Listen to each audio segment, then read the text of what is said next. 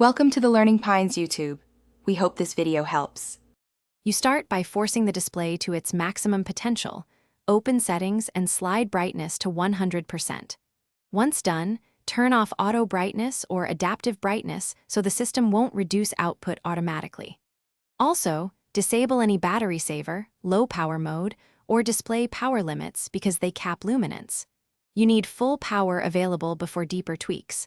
Plug into a charger if needed to prevent thermal throttling. These first actions, let later steps, actually increase measured screen brightness. Once base settings are fixed, you push brightness higher with device-specific options. Enable high brightness mode, sunlight boost, or outdoor mode in display settings because they raise peak nits for short bursts. Then, make sure adaptive contrast or dynamic tone mapping is active if it helps peak output. Alternatively, switch color profile to vivid for stronger perception of brightness. If necessary, use vetted third-party apps that request display flags. Make sure you understand that some force higher backlight and may increase heat. To finish, test in real conditions. View bright images and measure perceived brightness. If you see dimming, monitor temperature.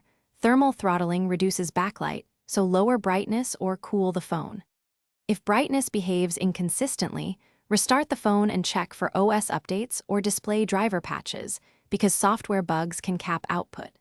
If maximum brightness stays low after software fixes, consider a factory reset or hardware service. One key troubleshooting tip: if brightness drops only when unplugged, battery health.